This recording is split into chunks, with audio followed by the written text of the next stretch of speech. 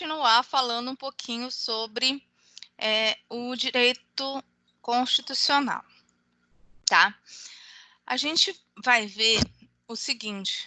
Ai, eu ainda estou meio perdida aqui nesse ambiente de gravação, porque tá dando outra mensagem aqui.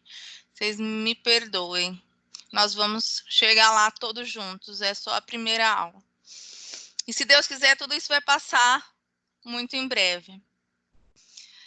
Bom, gente, o seguinte, quando a gente fala de Constituição, a gente está falando daquele documento inaugural que funda um Estado novo. Quem tem o poder para elaboração da Constituição ou para firmar esse documento novo? Quem dá legitimidade a esse documento novo? É o povo. O povo detém o poder. E aí, quando nós temos a Assembleia Constituinte, quando nós falamos em poder constituinte originário, a gente está falando, trazendo esse poder que emana do povo para transformá-lo num fenômeno jurídico e que vai moldar as características do Estado. Tudo bem até aí? Sim?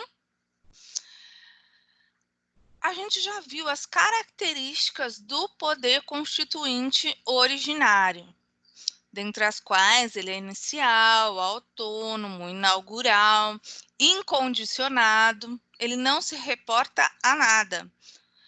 É ele quem vai determinar quais são as bases de estrutura, de organização do nosso Estado.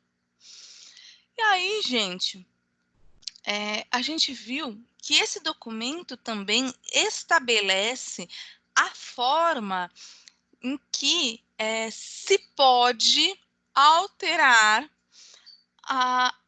o documento, ou seja, o poder de reforma. E esse sim é condicionado, ele é limitado pelo próprio poder constituinte originário, ele deve respeitar as limitações estabelecidas no próprio texto constitucional. Aí, gente, eu vou pedir que vocês abram a Constituição no artigo 60, parágrafo 4º, no artigo 60. Depois nós vamos para o parágrafo 4º, mas nós já falamos dele aqui em sala.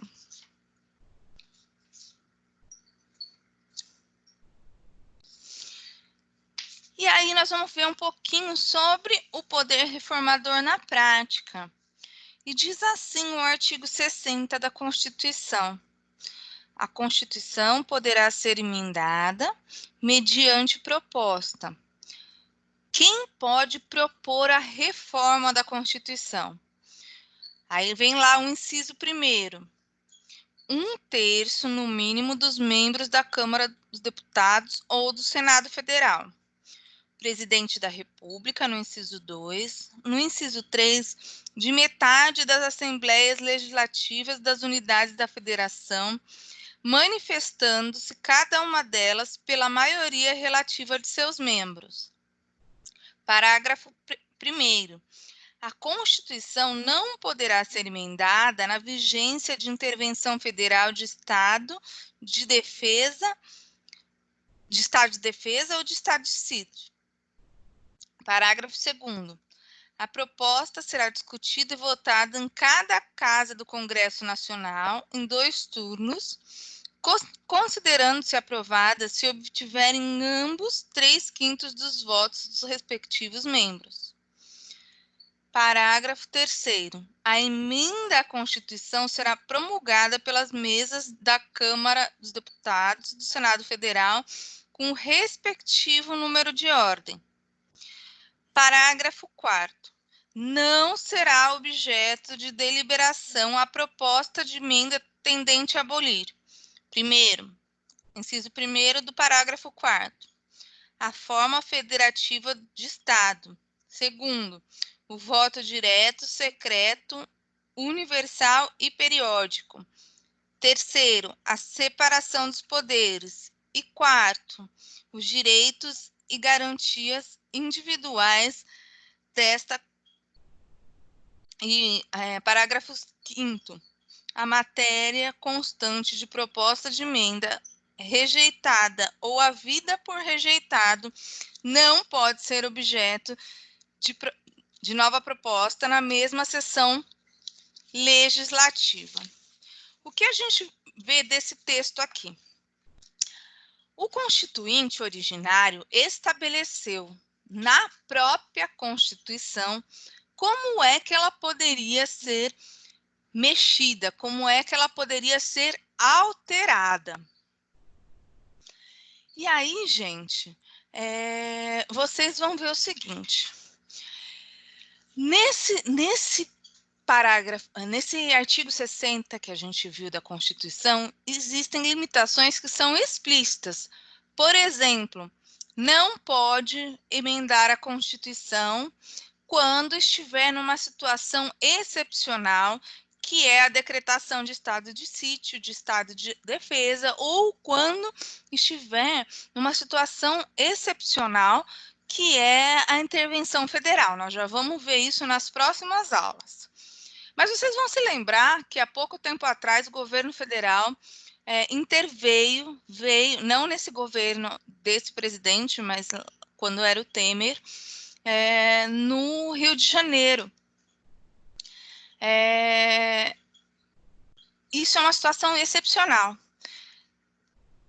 porque afeta a forma federativa do Estado. Só um minutinho, pessoal.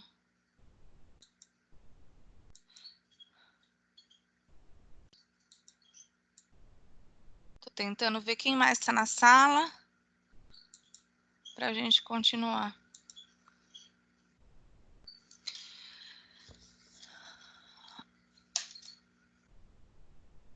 Então, ou, por exemplo, o próprio parágrafo 4º, nós temos aí limitações explícitas de vedação de modificação.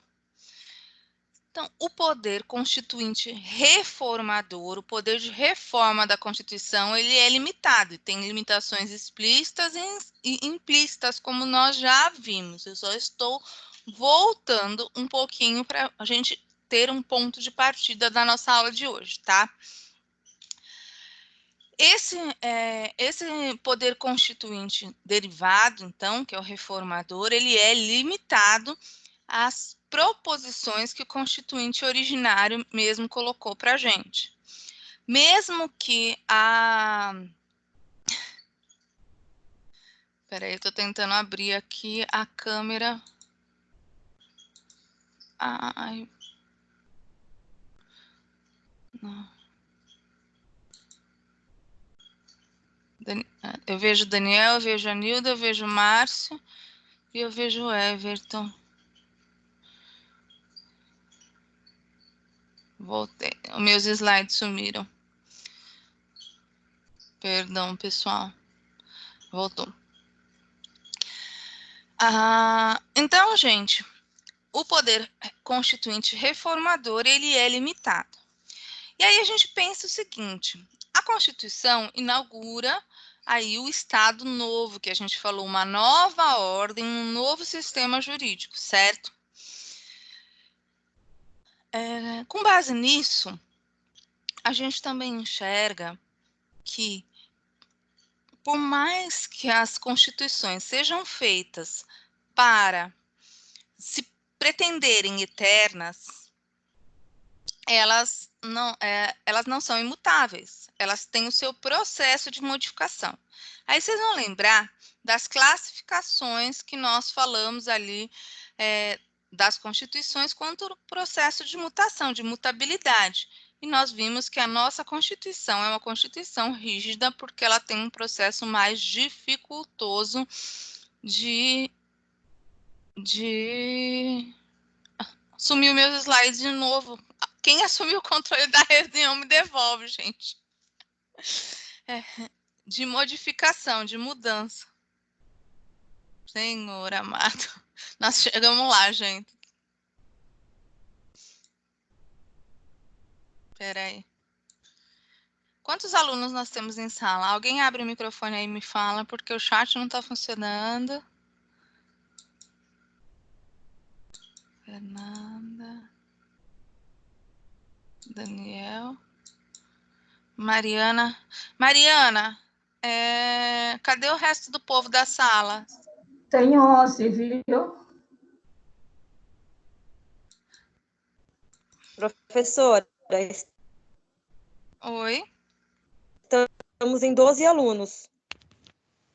Tá, e vocês não têm como... Coloca no grupo da sala para o povo entrar, gente. Como que tá?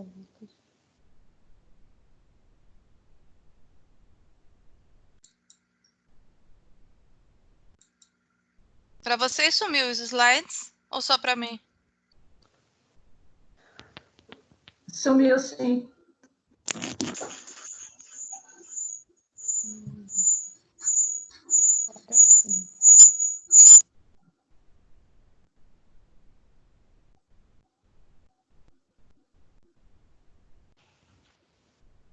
Tô tentando colocar de novo, tá, gente?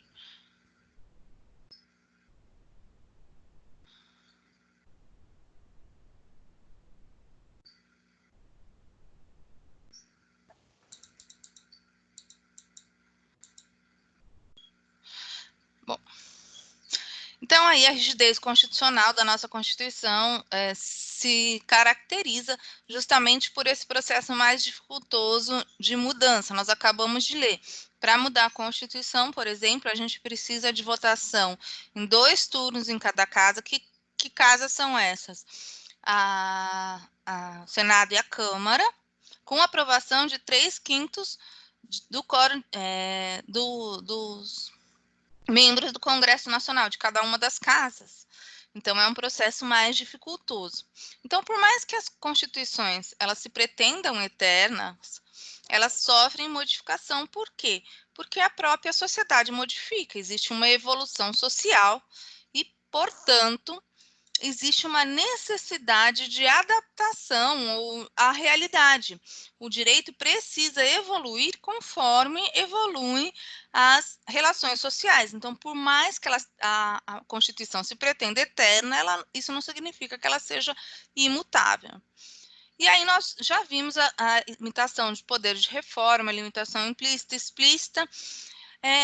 Nós falamos também, e isso é importante para a aula de hoje, sobre o poder constituinte decorrente, que é o poder dos Estados-membros da nossa federação em justamente se organizar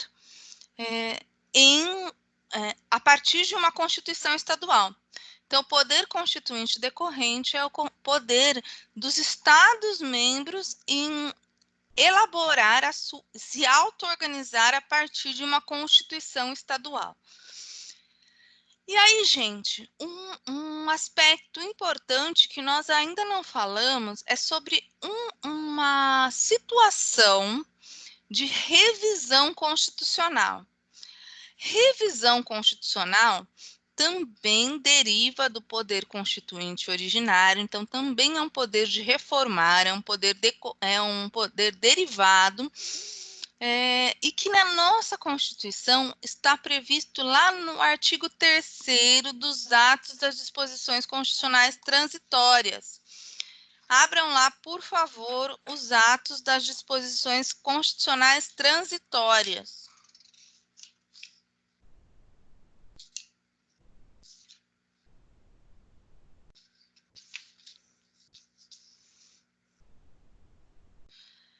Acharam? Acharam? Constituição. Ainda não. Lá no final da Constituição, tem o ato das disposições constitucionais transitórias. Porque é o seguinte, a nossa Constituição, ela foi promulgada em 88, mas assim, nós reinauguramos o Estado brasileiro e houve um processo de redemocratização. Nós vínhamos ali de um regime militar, de uma ditadura militar.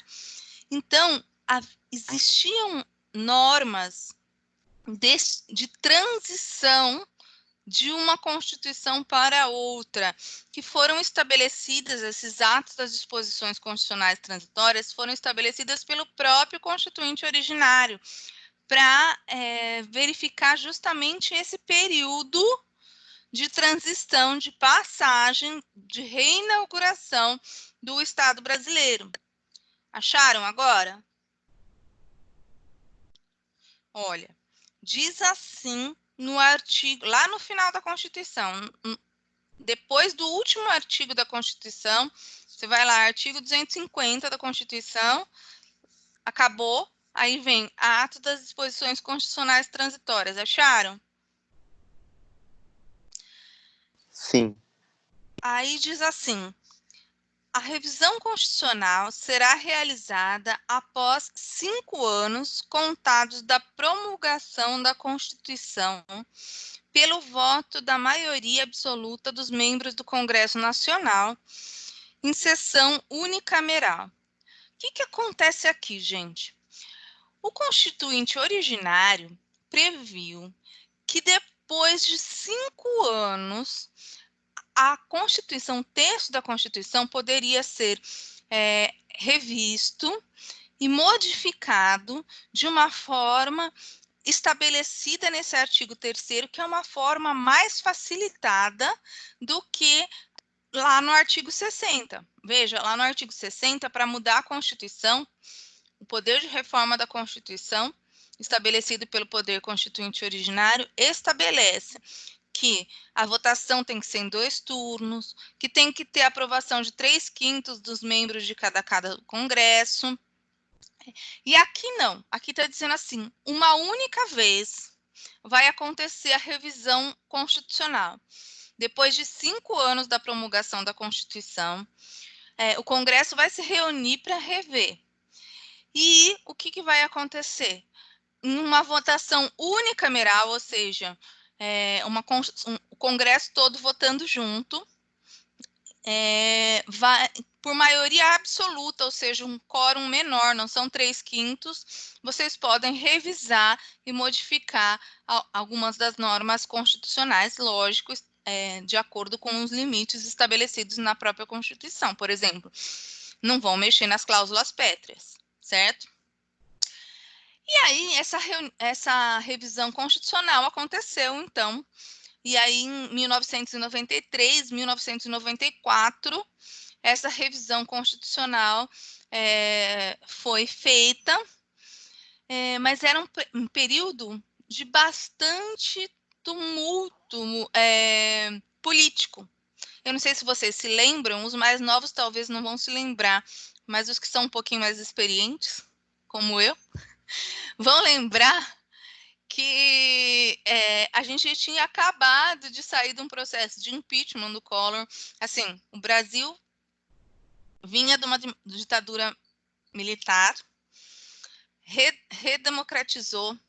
Primeiro presidente eleito após o processo de redemocratização sofre o impeachment.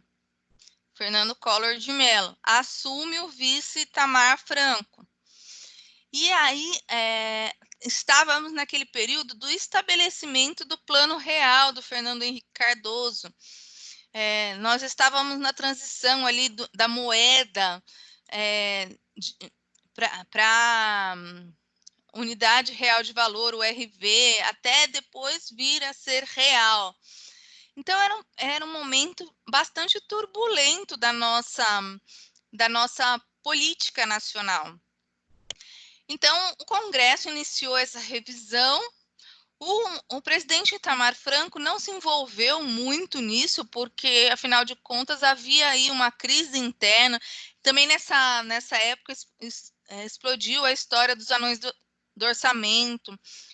Os mais novos talvez nem tenham ouvido falar, mas do PC Farias, o escândalo de corrupção, tudo isso. Então, para vocês verem que essa crise política não é algo aí tão novo, né?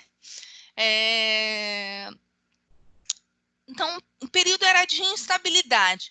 E o que aconteceu, então? Nesse processo processo de revisão constitucional, foram aprovadas 6 modificações, meia dúzia de modificações. No final de tudo, só foram aprovadas 6 modificações, das quais a mais relevante é justamente a alteração do mandato do presidente da República, de 5 anos, lembram-se, o Sarney ficou 5 anos, foi modificado para 4 anos, tá? Mas essa revisão constitucional aconteceu e só era para acontecer uma vez. Por que só era para acontecer uma vez? Porque o próprio Constituinte originário estabeleceu assim lá nos atos das disposições constitucionais transitórias. Tudo bem? Aí, gente, vamos passar um pouquinho aqui também pela estrutura da Constituição. A gente fala aí no preâmbulo da Constituição. O preâmbulo, que nós já lemos em sala, ele agora vem lá para o comecinho da Constituição, abre a Constituição lá no seu começo. Antes de começar o artigo 1º, está lá escrito preâmbulo.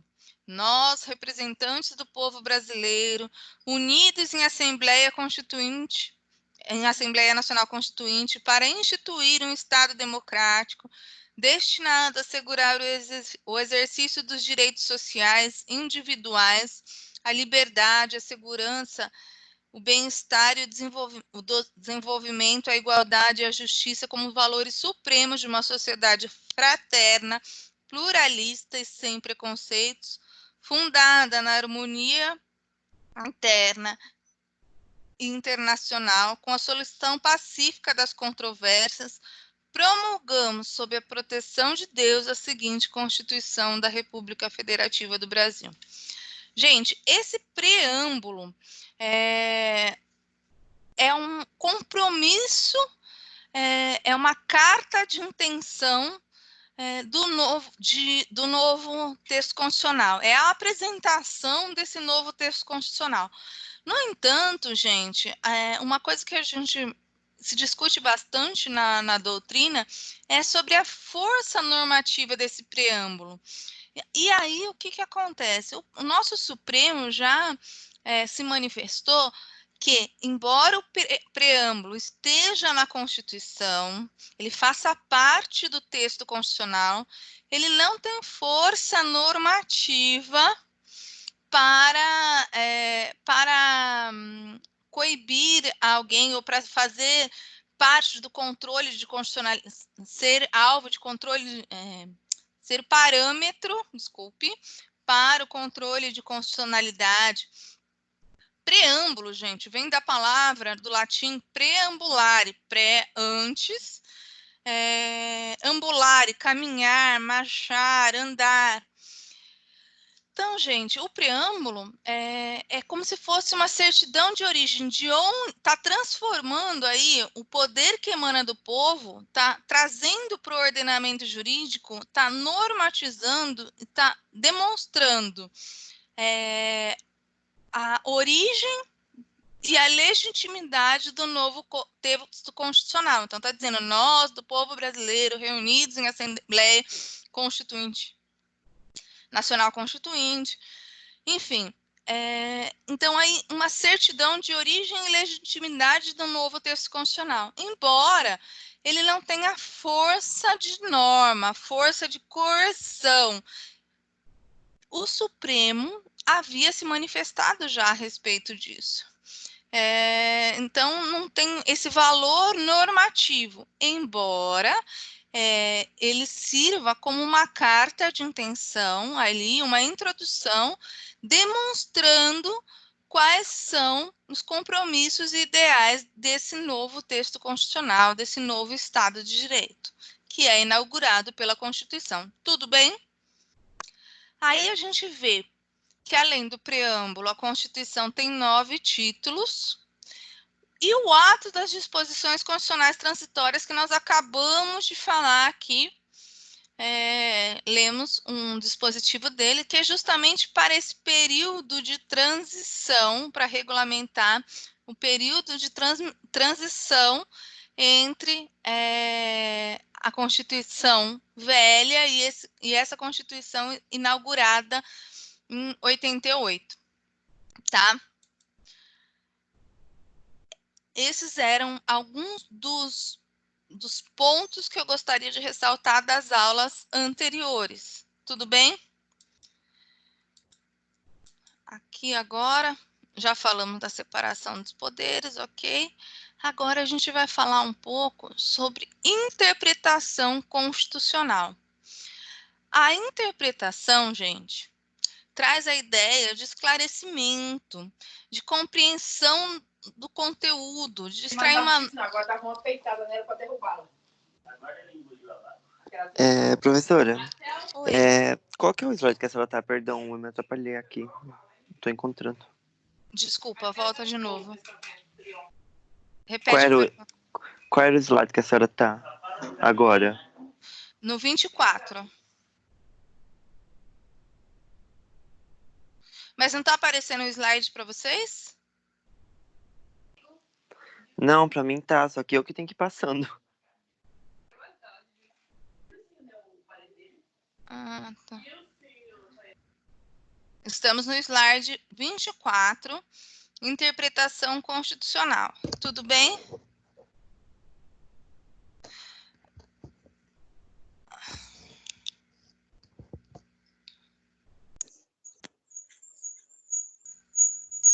O meu tá passando normal.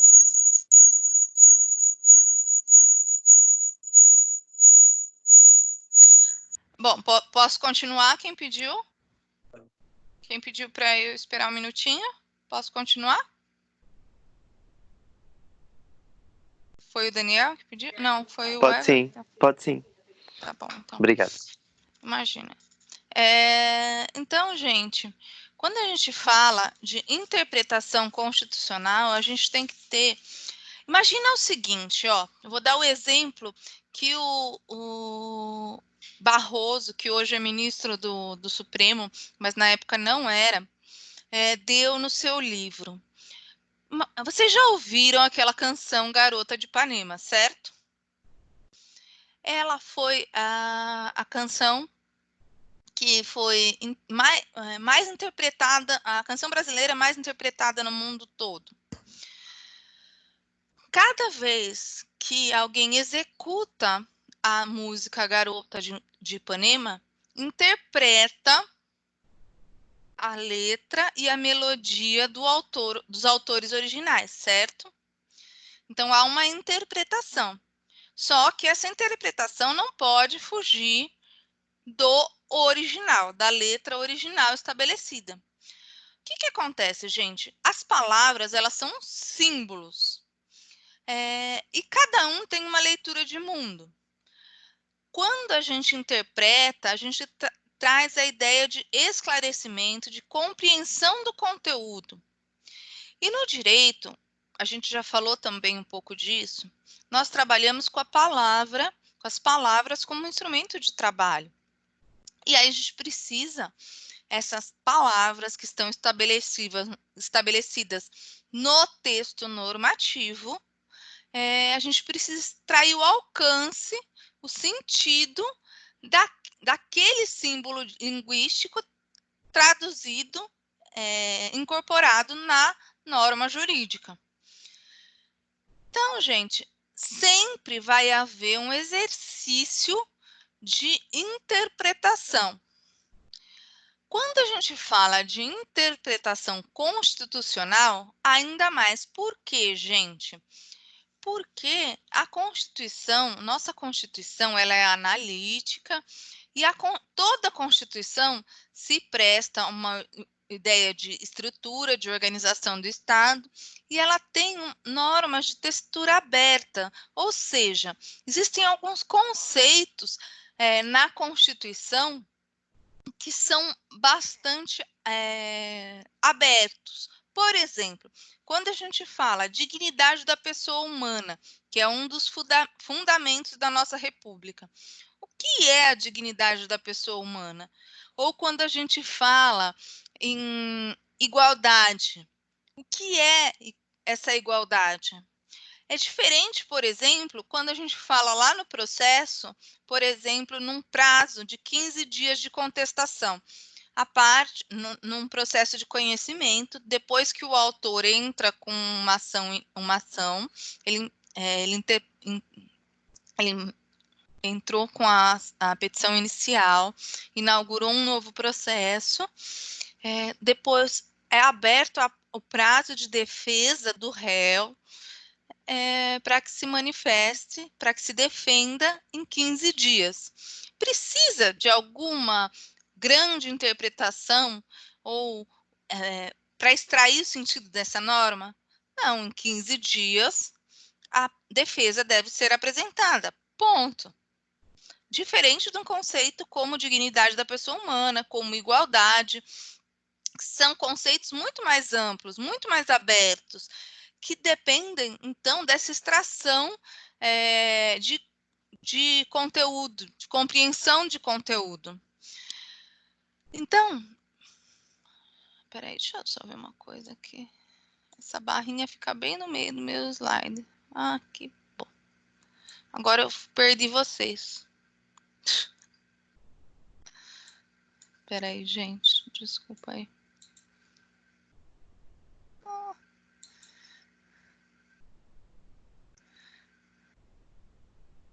Ah.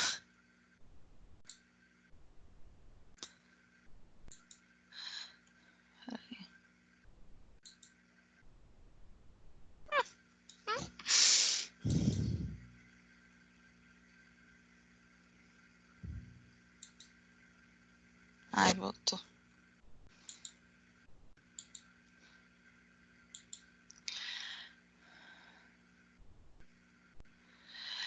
E aí, quando a gente fala em interpretação, gente, a gente vai pensar, vocês vão ouvir falar em um termo chamado hermenêutica, que é justamente a teoria científica da arte de interpretar. Hermenêutica, vocês vão ver lá que vocês vão ver não, isso é só uma curiosidade, né? Vem aí de uma figura da mitologia grega, Hermes, que era um personagem encarregado de falar com trazer a mensagem dos deuses para os homens, uma figura da mitologia grega, Hermes. Então, por isso, daí derivou essa palavra hermenêutica, que é justamente a teoria científica da arte de interpretar, de trazer sentido aos símbolos linguísticos, aos signos linguísticos estabelecidos naquela norma, tá? E quando a gente vai interpretar a Constituição, a gente vai se atentar para alguns princípios. Quando a gente vai interpretar uma norma constitucional, a gente tem que ter em mente alguns princípios, que são eles, por exemplo, princípio da supremacia da Constituição. Vocês se lembram que quando falamos de constitucionalismo, a essência do constitucionalismo é da limitação de poder e supremacia da lei. Para quê? Lembram-se que nós falamos da Revolução Francesa, do Estado moderno enquanto Estado absoluto, nasceu o Estado moderno absolutista, e, portanto, o poder do rei era ilimitado, o rei podia qualquer coisa. Lembram-se disso? E aí, quando a gente fala de supremacia da Constituição, essa essência do constitucionalismo vem dizer a Constituição é a lei suprema, todas as demais normas do ordenamento jurídico devem estar em consonância, em conformidade com ela. Da força normativa da Constituição, da imperatividade da Constituição, do princípio da unidade da Constituição. A Constituição ela contempla um sistema uno, um sistema uno, um sistema de integração do sistema jurídico brasileiro, porque ela é a lei maior. o princípio de efeito integrador. Então, quando a gente precisa, vocês vão ver que algumas situações o julgador ele não tem aí uma norma clara a respeito do assunto, ele vai ter que se valer uma regra clara a respeito de um assunto, ele vai ter que se valer aí dos princípios e dos costumes também. E aí, então, a gente está falando sempre que qualquer norma que vai ser aplicada no sistema jurídico brasileiro deve procurar a sua essência, a sua motivação constitucional. O princípio da concordância prática e da harmonização ou da cedência recíproca, princípio da máxima efetividade, princípio da correção funcional, princípio da coloquialidade. Gente, o que é isso da coloquialidade? É o seguinte, a Constituição é o texto que deve reger a vida de todos os brasileiros. Então, o texto dela deve ser claro e deveria ser entendido facilmente por qualquer brasileiro. Aliás, em outros países, eu não sei se vocês sabem, eles têm aula de Constituição no ensino fundamental. Eu tenho um cunhado, ele é italiano, e é muito interessante que lá na Itália, as crianças aprendem direito constitucional, aprendem sobre a Constituição. Por quê? Porque ela é a base do sistema jurídico, ela é a base do ordenamento jurídico, do sistema normativo. Então, por isso, ela deve ser de fácil entendimento, ela não deve usar uma linguagem rebuscada de maneira que torne difícil o entendimento do seu conteúdo. Aí, gente, nós vamos falar também das espécies de interpretação.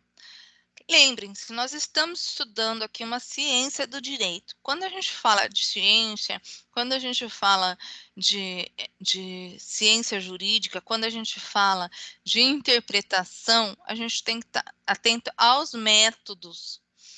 E aí, acabei de ver o gatinho do Daniel. Que bonitinho. E aí, gente, a gente tem espécies de interpretação. A primeira delas é a interpretação gramatical, na qual sobressai uma espécie de análise fraseológica do texto. São os aspectos linguísticos mesmo. Quando a gente fala... deixa eu só pegar aqui para vocês verem uma coisa bastante interessante.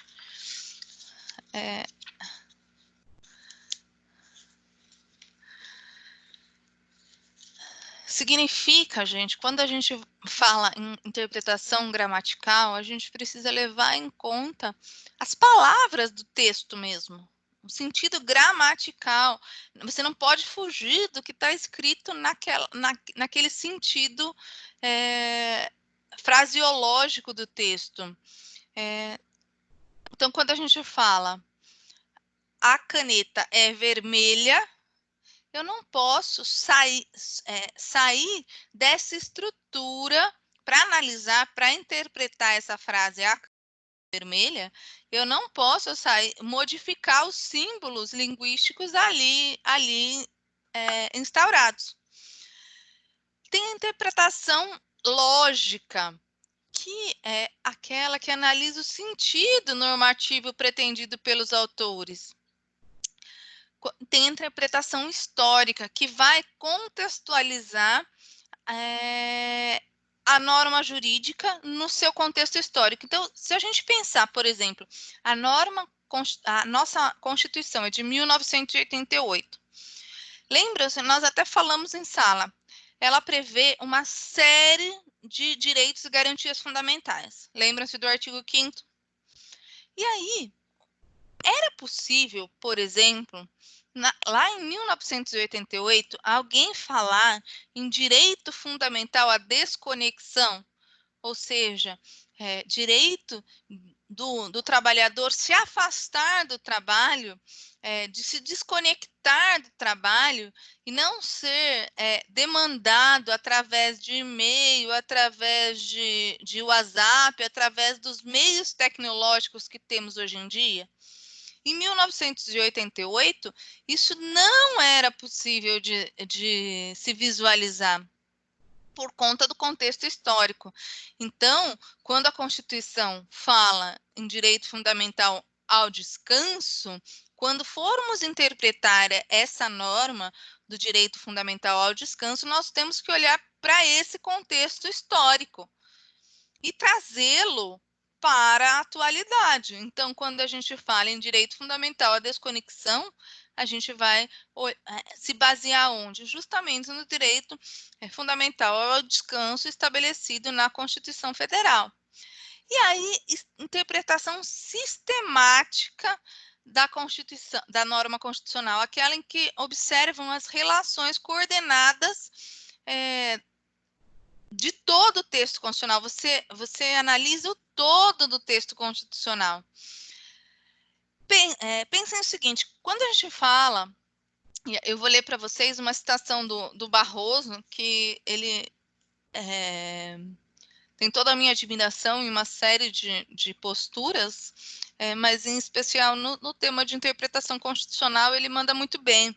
E ele diz, a interpretação, portanto, deve levar em conta o texto da norma, então, interpretação gramatical, sua conexão com as outras normas, então, a norma ela não é sozinha, né? Ela vai ser analisada na conexão dela com as outras normas do sistema jurídico.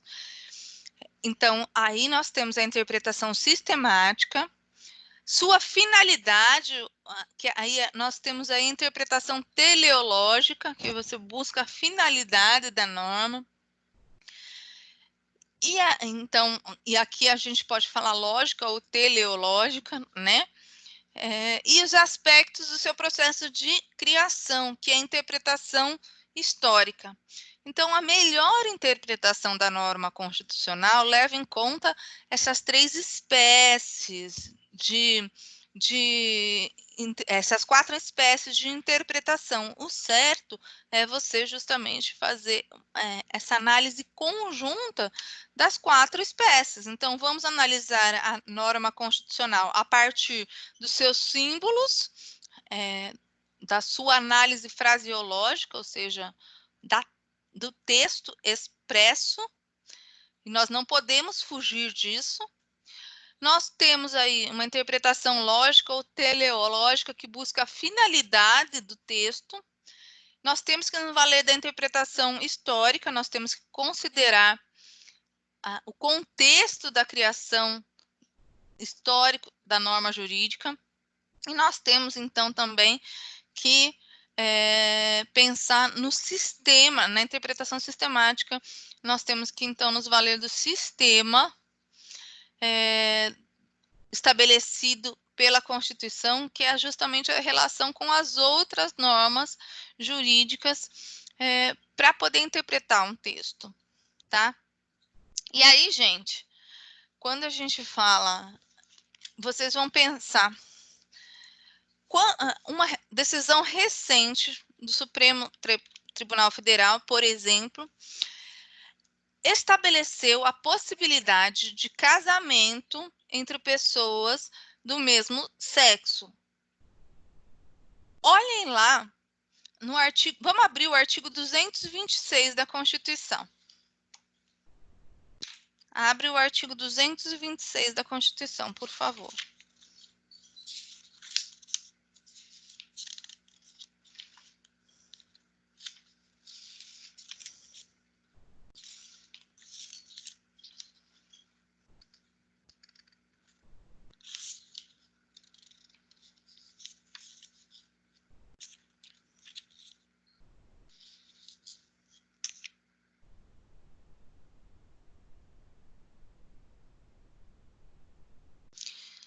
Olha lá, diz assim, a família, a base da sociedade, tem especial proteção do Estado. Vai lá para o parágrafo 3º. para efeito de proteção do Estado, é reconhecida a união estável entre homem e a mulher como entidade familiar, devendo a lei facilitar a sua conversão em casamento. Gente, aqui, quando o Supremo permite a partir da sua decisão histórica, que foi um marco que mudou aí o sistema jurídico no sentido de permitir a união, o casamento entre pessoas do mesmo sexo. O que o Supremo fez quando permitiu a possibilidade de casamento entre pessoas do mesmo sexo? Ele se valeu da interpretação constitucional. Ele se valeu da interpretação, ele buscou o sentido dessa norma. A finalidade dessa norma era a proteção da entidade familiar. Ele se valeu da interpretação histórica, pensando assim, em 88, a sociedade não era como é hoje. Então, se valeu dessa busca de contextualização histórica para analisar. Em 88, não dava para pensar da forma como a sociedade pensa hoje. E sistemática, principalmente a interpretação sistemática, quando diz aí, quando a gente fala que a Constituição é um sistema, estabelece um sistema, a gente tem que pensar a respeito da dignidade humana, do tratamento isonômico, da igualdade entre as partes. Então, se todo mundo é igual, então por que eu vou fazer diferenciação entre dois seres humanos que querem se casar, mas não tem previsão legal possibilitando isso, né? Só que eles não se valeram da interpretação gramatical. E pensem aqui, ó, a interpretação gramatical, a gente diz que você tem que analisar os símbolos utilizados no texto, a análise fraseológica. Aqui o texto está dizendo homem e mulher. Por isso, gente, alguns doutrinadores criticam a posição do Supremo nessa decisão. E aí eu não estou entrando no mérito de se concordo, se discordo, se isso é certo, se isso é errado. Não, nós estamos analisando a decisão do Supremo à luz das técnicas de interpretação constitucional. Tudo bem? Alguns doutrinadores entendem, alguns constitucionalistas entendem que o Supremo não poderia ter assim decidido porque ele ultrapassou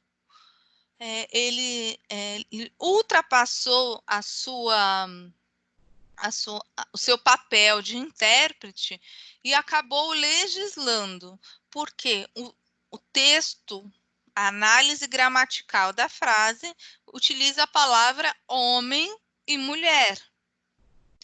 Se a sociedade, no clamor do momento atual, acha que deve ser permitido o casamento entre pessoas de mesmo sexo, então teria que ter tido uma alteração legislativa ou mesmo uma reforma constitucional através de uma emenda constitucional que modificasse o termo homem e mulher para duas pessoas, enfim, independentemente do sexo delas. Então, gente, nesse caso, a crítica é da doutrina, de parte da doutrina não, parte da doutrina entende que o Supremo acertou nessa sua decisão, se valeu das espécies de interpretação, sobretudo se valeu de valores fundamentais da Constituição, que é a igualdade e a dignidade da pessoa humana, ao decidir que duas pessoas do mesmo sexo poderiam casar. E outra parte da doutrina que, principalmente nós aí falamos do Lênio Streck, que é um hermeneuta, né? Diz que o Supremo ultrapassou o seu papel porque ele se distanciou, ele não se utilizou da interpretação gramatical, ele modificou as palavras do texto, e isso não é possível. Interpretar significa dar sentido, mas não se pode fugir do original. Os textos, os signos linguísticos estão ali no texto normativo estabelecido. Então, isso significa que jamais poderia haver casamento entre pessoas do mesmo sexo na sociedade brasileira? Não, de maneira nenhuma. Existe um processo de reforma da Constituição, e isso também poderia ser estabelecido através de lei infraconstitucional. Nós podemos modificar a Constituição e nós podemos criar uma nova norma infraconstitucional permitindo isso. Lembrem-se, quando a gente fala, gente, acerca dos 3 poderes, a gente fala que eles são independentes e harmônicos. E nós falamos que cada um deles tem suas funções típicas e atípicas. Funções típicas, como já vimos, do legislativo, é legislar e fiscalizar o executivo, mas legislar é função típica do legislativo. Executar, o executivo tem a função típica de administrar a coisa pública. E o judiciário de julgar, de interpretar a legislação feita pelo legislativo, em regra pelo legislativo. Então, quando existe essa crítica da doutrina, essa crítica da doutrina enxerga que o Poder Judiciário, na pessoa do Supremo Tribunal Federal, quando decide dessa forma, interferiu, ultrapassou a sua função. A sua função não é legislar, a sua função é julgar e interpretar. E não se valeu, então, da interpretação gramatical. E aí, outra parte da doutrina entende que não. Vocês entenderam isso? Por favor, alguém abre o microfone aí e me fala, porque eu só enxergo o Daniel, o resto eu só vejo letrinha. Tá tudo bem até aqui, gente? Tá sim. Vocês estão entendendo? Sim. Quem quiser participar. Então, aqui nós não estamos analisando, nós não estamos falando a respeito do acerto ou não da decisão, tá? Nós estamos apenas, tão somente, estamos apenas, tão somente analisando as formas de interpretação. Gente, agora. Ô, Márcio, fecha seu microfone aí, por favor. Tô escutando até o telefone da padaria. Legal, obrigada, gente. Vamos fazer um intervalinho e aí a gente volta para o próximo assunto, que é a organização político-administrativa. Pode ser? 15 minutos de intervalinho? Ok? Ok. Oi. Ok.